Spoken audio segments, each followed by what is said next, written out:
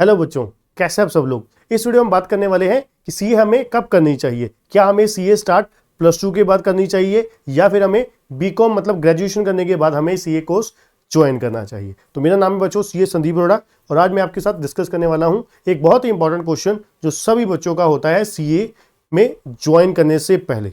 ठीक है, कि क्या हमें सीए जो है सीए फाउंडेशन मतलब +2 के बाद करनी चाहिए या ग्रेजुएशन के बाद करनी चाहिए। सबसे पहले हम बात करेंगे +2 वाले बच्चों के लिए। ठीक है, जो बच्चे +2 के साथ सीए कोर्स ज्वाइन करना चाहते हैं। देखिए, सबसे पहले अगर हम बात करें +2 के साथ अगर हम कोर्स ज्वाइन करते हैं, +2 के साथ अगर हम कोर्स ज्वाइन करते हैं तो देखिए हमारा मई में हमारी अटेम्प्ट हो जाती है। अगर हम पहले ही रजिस्ट्रेशन करवा देते हैं, पहले ही रजिस्ट्रेशन करवा देते हैं 1 जनवरी के लिए, 1 जनवरी तक अगर हम रजिस्ट्रेशन करवा देते हैं तो मई के लिए हम लोग क्या होते हैं, एलिजिबल हो जाते हैं फाउंडेशन में एग्जाम देने के लिए। ठीक है बच्चों, तो देखा जाए तो आपके +2 के बाद गिनती के 3 महीने बाद 4 महीने बाद आपके किसके एग्जाम हो गए, सीए फाउंडेशन के एग्जाम हो गए। ठीक है, तो उसके बाद आपने सीए फाउंडेशन क्लियर करी। ठीक है, देन फिर अगले साल सेम मई में आपके क्या हुए, सीए इंटरमीडिएट के एग्जाम हो गए। ठीक है, तो क्या हुआ, 12 और 3 15 महीने। ठीक है, अप्रैल मई 3 भी नहीं हुए, 2 महीने में, 2 महीने में आप 2 महीने बाद आपके सीए फाउंडेशन के एग्जाम हो गए, 12 महीने बाद आपके किसके एग्जाम हो गए, नेक्स्ट मई में आपके सीए इंटरमीडिएट के हो गए। ठीक है, 1.25 साल मान लीजिए, 1.25 साल हो गया। उसके साथ ही आपने क्या किया, उसके साथ ही आपने आईटी ट्रेनिंग शुरू करी। आप मान लीजिए सीए इंटरमीडिएट में आपने एक ग्रुप क्लियर किया या 2 ग्रुप क्लियर किए। ठीक है, ग्रुप क्लियर होते सारी आपने क्या है, इंटरमीडिएट की ट्रेनिंग शुरू कर दी। ठीक है, इंटरमीडिएट की ट्रेनिंग आपने शुरू कर दी। इंटरमीडिएट के बाद, इंटरमीडिएट के साथ आपको पहले क्या है, एक आईटी ट्रेनिंग करनी पड़ती है, एक ओसी ट्रेनिंग करनी पड़ती है, ओरिएंटेशन कोर्स करना पड़ता है। ठीक है, तो इसका मतलब क्या हुआ, 1.25 साल पहले हुआ था। कम से कम आप 3 महीने और लगा लीजिए जो आपको आईटी ओसी करने के लिए आपको रिक्वायर्ड है। ठीक है, तो उसके बाद फिर आप 3 साल की प्रैक्टिकल ट्रेनिंग आपको स्टार्ट करनी पड़ती है। ठीक है, 3 साल की प्रैक्टिकल ट्रेनिंग, तो 1.5 साल एक हो गया, 3 साल एक हो गया, 4.5 साल हो गए। ठीक है, तो एग्जाम का मान लीजिए रिजल्ट आते हैं 2 से 3 महीने लग गए, जब आपने एग्जाम दिया एलिजिबल हो गए। 3 साल की ट्रेनिंग लास्ट जब 6 मंथ होते हैं उसमें क्या है, आपको एग्जाम सीए फाइनल के एग्जाम में अपेयर होने के लिए आप एलिजिबल होते हो।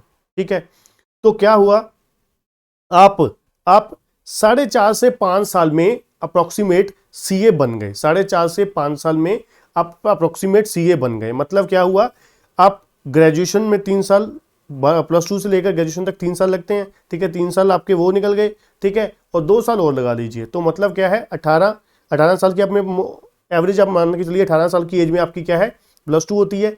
21 साल में 18 और 5 साल मान लीजिए सीए लग गए आपके, तो 23 साल की उम्र में 23 ईयर्स ओल्ड में आप सीए बन गए।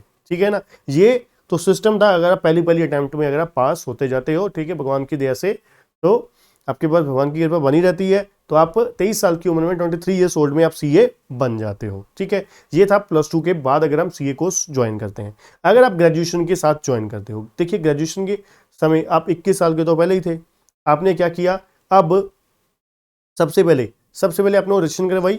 रजिस्ट्रेशन आपको पता है ग्रेजुएशन से पहले भी करवा सकते हो, प्रोविजनल रजिस्ट्रेशन। ठीक है जी, तो उसके लिए अगर आपको वीडियो चाहिए, आपको जानना इन्फॉर्मेशन चाहिए, तो डिस्क्रिप्शन में लिंक दिया हुआ है जिसमें आपको डायरेक्ट एंट्री स्कीम के थ्रू सभी डिटेल मिल जाएगी सीए इंटरमीडिएट की। ठीक है, उसके बाद हम बात करते हैं कि आपने सबसे पहले क्या किया। रजिस्ट्रेशन करवाने के बाद आपको सबसे पहले क्या करना होगा, जब आपकी बीकॉम की क्लियरेंस हो जाएगी, उससे पहले भी, या बीकॉम क्लियर होने से पहले भी आप क्या कर सकते हो, आईटी ट्रेनिंग कर सकते हो, ओरिएंटेशन कोर्स ओसी कर सकते हो। ठीक है, वो करने के बाद आपको सीए के साथ रजिस्टर होना पड़ता है 3 साल की प्रैक्टिकल ट्रेनिंग के लिए। ठीक है, 3 साल की प्रैक्टिकल ट्रेनिंग के लिए आपको सीए के साथ रजिस्टर होना पड़ेगा। ठीक है, ट्रेनिंग करनी पड़ेगी।